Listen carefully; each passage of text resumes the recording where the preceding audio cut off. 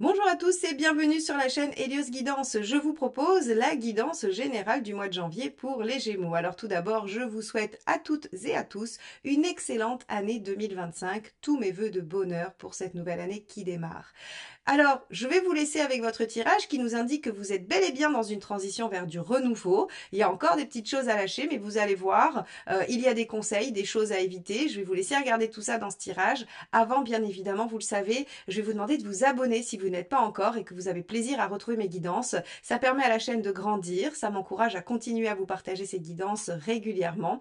Et évidemment, si vous pouvez également liker, commenter et partager les vidéos.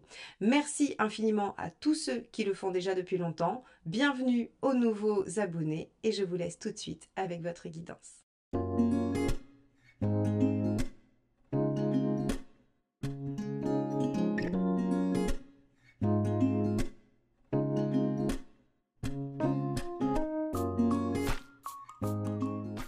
Les Gémeaux, donc allons voir quel est l'arcane majeur qui va donner la tonalité de votre mois de janvier 2025.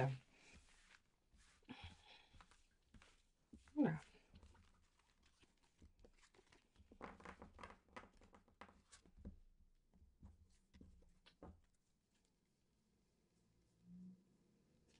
Hop, ça sera celle-ci. Le pape. Alors avec le pape, on a une notion d'évolution. On a l'impression d'avoir compris des choses, intégré des choses.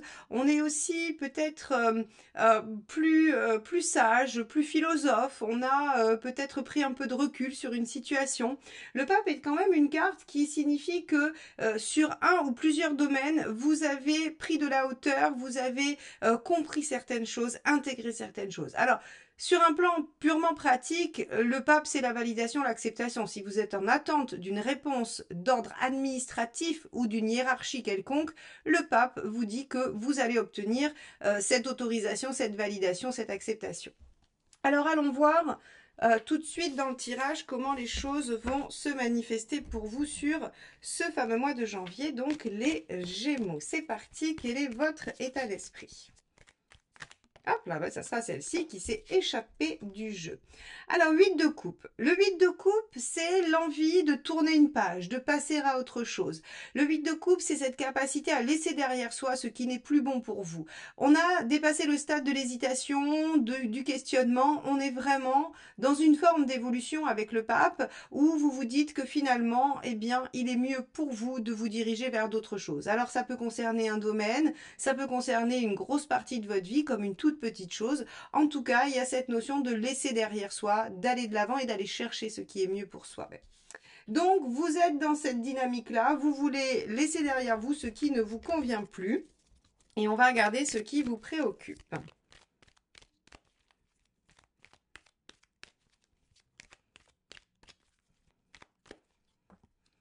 Et oui, votre épanouissement, votre bonheur, donc on est bien sur une démarche de 8 de coupe, pour aller vers le 9 qui est l'idéal, ce que l'on rêve de voir advenir dans sa vie. Le 21, c'est l'épanouissement, l'aboutissement, la réalisation. Donc ce qui vous préoccupe, c'est effectivement d'aboutir dans quelque chose. C'est d'aller au bout, d'évoluer ou d'atteindre un accomplissement. Donc ici, le pape vous dit que vous avez gagné probablement en confiance en vous, que vous avez gagné en compréhension d'une situation et cela vous permet d'aller de l'avant et d'aller chercher quelque chose de plus gratifiant, de plus positif. Alors, on va regarder sur le plan professionnel comment cela se manifeste-t-il. On a le page de denier. Vous avez un nouveau projet, une nouvelle envie ou envie de faire différemment, de déployer certains dons, certaines capacités, certaines compétences. Le page de denier, c'est vraiment les outils qu'on a entre les mains pour construire, déployer, faire quelque chose.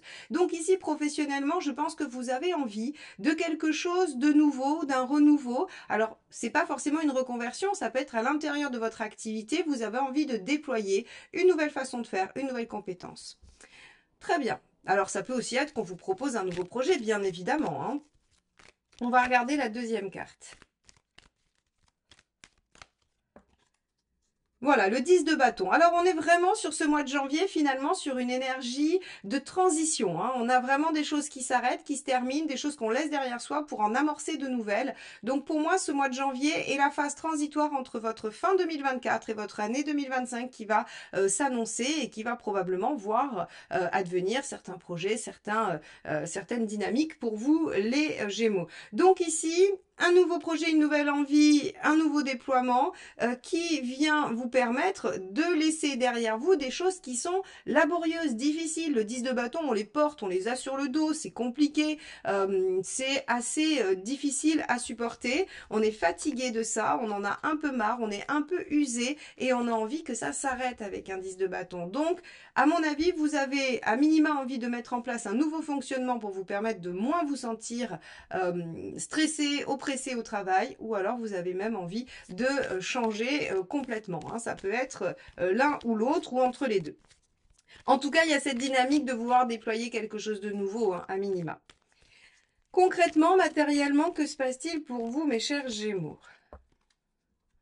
On a le 5 de bâton. Alors, il reste encore quelques ambivalences. Il reste encore peut-être quelques détails à régler ou alors peut-être même que autour de vous, on ne comprend pas cette dynamique. Peut-être que les choses avec le 8 de coupe que vous avez à laisser derrière vous, qu'on peut supposer, voilà, liées à des personnes, à des situations, à des liens, à des relations, peut-être qu'il y a des gens autour de vous qui ne sont pas d'accord avec votre démarche, qui ne pensent pas que vous ayez la bonne idée, la bonne direction, la bonne façon de faire. Et donc le 5 de bâton, il peut être dans le fait de devoir argumenter, se défendre. Ça peut être un conflit intérieur, mais on a l'impression avec les autres cartes que vous avez dépassé ça. Comme je vous l'ai dit, le 8 de coupe et le 21 en première partie nous indiquent quand même que vous êtes déterminé à aller vous réaliser. Donc ici, je l'interpréterai davantage avec un conflit extérieur ou en tout cas un désaccord. Le 5 de bâton, c'est vraiment le débat d'idées, c'est la discussion, c'est devoir donner des arguments. Il se peut que vous soyez obligé d'argumenter auprès de votre hiérarchie pour pouvoir développer de nouvelles choses ou changer une façon de faire. Ça pourrait être ça. Et on vous oppose peut-être un petit peu de résistance au départ, mais il y a le pape, hein. Donc avec le pape, on a une validation de l'autorité, une validation des institutions. Donc même si vous devez argumenter, vous aurez gain de cause. Intéressant, on va regarder ce qui se passe du côté relationnel et affectif pour vous, mes chers Gémeaux, sur ce mois de janvier 2025. Allez, c'est parti. Relationnel, sentimental, affectif pour les Gémeaux. Hop, on a le chariot. Donc avec le chariot, on a une avancée, une progression, on a des choses qui vont de l'avant. Vous pourriez obtenir une victoire, vous pourriez obtenir une certaine réalisation avec la personne ou avec les personnes qui vous préoccupent, hein, sur ce domaine-là. Le chariot, c'est une victoire qui demande à être entretenue, c'est-à-dire que c'est c'est un premier résultat qui va demander à être travaillé, déployé, où vous allez devoir y maintenir des efforts, hein. Le chariot n'est jamais une lame d'aboutissement où on n'a plus rien à faire.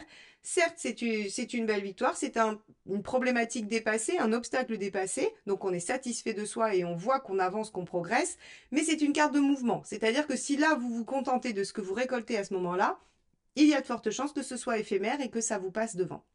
Donc, ici, on voit que sur le plan relationnel, peut-être que le fait de couper des choses ou de laisser derrière vous des choses et d'aller chercher votre épanouissement vous permet d'avancer, de progresser et de résoudre certaines difficultés. Alors, on va regarder cette deuxième carte qui va avec le chariot. Hop là, ben, ce sera celle-ci puisqu'elle s'est échappée. C'est l'empereur. Alors, avec l'empereur, on a de l'engagement. Vous obtenez quelque chose qui vous permet de vous projeter. L'empereur, c'est engagement, stabilité, pérennité, constance. On est vraiment dans quelque chose. Alors, je ne vais pas aller dans le versant négatif de l'empereur qui est l'inertie, le manque de mouvement, le manque de remise en question parce qu'on a le chariot juste à côté. Et le chariot, lui, est une dynamique. Donc, vous avancez vers quelque chose qui se pérennise, qui s'ancre, qui se stabilise. Donc, il y a une relation ici au mois de janvier qui va connaître, grâce probablement à votre posture de lâcher des choses, d'abandonner des choses pour aller chercher votre épanouissement, eh bien, ça va connaître une évolution favorable et qui va s'inscrire plutôt dans une continuité, dans une pérennité, dans un engagement probablement réciproque. Vous pouvez décider d'un projet avec quelqu'un, décider de vous engager auprès aussi d'une relation affective. C'est tout à fait possible. Bien, allons voir où vous en êtes dans votre chemin de vie, mes chers Gémeaux. Allez, c'est parti. Hop là, bah celle-ci s'est éjectée du jeu immédiatement, donc on va la garder. Le 7 de bâton, vous en êtes à défendre votre point de vue, à défendre votre territoire, vos envies, vos projets, ce qui vous tient à cœur. Le 7 de bâton, c'est vraiment défendre ce en quoi on croit, être capable de ne rien lâcher. Donc ici, on est vraiment dans une détermination à évoluer et à lâcher des choses pour aller vers son bonheur et ce qui sera, à mon avis, le mieux pour vous. Alors, on y va. On va regarder. Hop là. On a le conseil du tarot ici.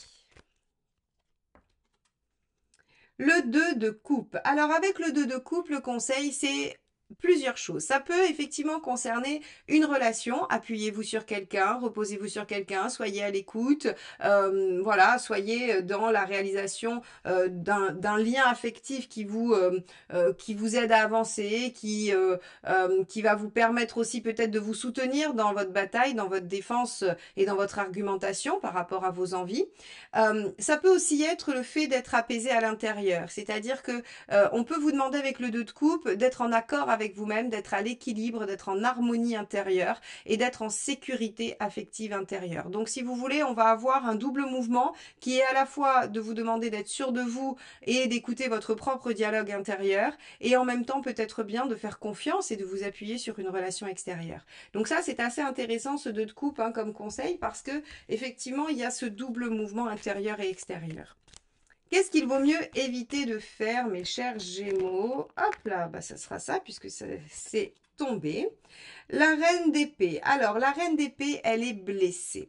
Elle est blessée, elle veut plus laisser l'affect parler, elle veut plus laisser ses émotions la guider. Et donc, en fait, ce qu'il ne faut pas faire, c'est être purement et uniquement dans le mental. Ce mental qui va vous amener probablement à prendre des décisions effectivement très lucides, très concrètes, très pragmatiques, mais qui ne seront aucunement en lien avec ce qui vous rend heureux et sur votre épanouissement. Ce qui me permet de dire ça, je le rappelle, on a tiré un 8 de coupe, c'est-à-dire que vous êtes capable de lâcher des choses pour aller vers votre idéal, mais votre idéal de bien-être, votre idéal de quelque chose qui vous rend heureux, pas forcément un idéal sociétal pragmatique. On a ce 2 de coupe en conseil qui nous indique qu'il va falloir aussi chercher intérieurement à écouter sa propre guidance, ses propres émotions et sa propre intuition. Donc ici, la reine d'épée, finalement, elle est trop hermétique à ce genre d'énergie et d'écoute, j'allais dire, parce que elle ferme l'émotionnel pour n'être que dans le mental. Alors il en faut bien évidemment, mais ici on vous dit que ce n'est pas la seule et unique voie et que ce n'est pas celle-là en tout cas qui vous donnera les bonnes réponses. Allez, on va regarder où vous en êtes à la fin du mois de janvier, mes chers Gémeaux. Où en êtes-vous, les Gémeaux, fin janvier? Que se passe-t-il pour vous? Hop là, bah celle-ci, hop, As d'épée. Eh bien oui, As d'épée, vous allez être dans une nouvelle dynamique.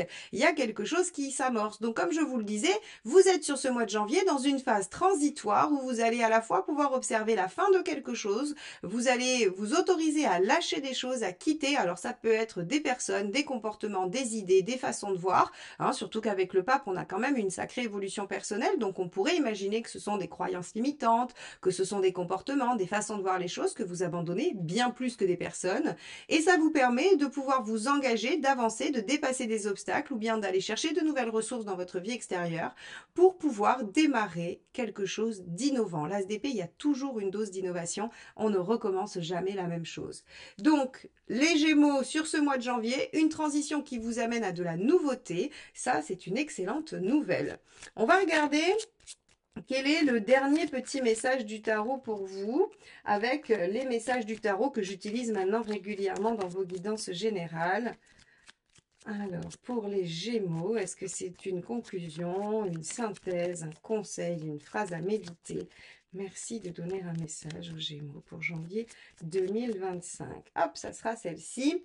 La Lune, je transforme mes doutes et mes peurs en occasion de grandir intérieurement et de vivre la vie que je souhaite. Bon, je crois que le message est clair, c'est une synthèse parfaite de ce que l'on vient de voir dans ce tirage. Les Gémeaux, vous allez avoir l'occasion d'en finir avec quelque chose qui vous pèse, qui est trop difficile pour vous, qui ne vous amène pas à l'épanouissement. Vous allez pouvoir laisser ça derrière vous et vous diriger sereinement vers quelque chose de pérenne et d'épanouissant pour vous. Donc c'est un excellent mois de janvier, c'est une excellente façon de commencer cette année 2025. Merci de m'avoir écouté jusque-là, je vous souhaite un excellent mois bien évidemment et encore une très très bonne année 2025. À bientôt.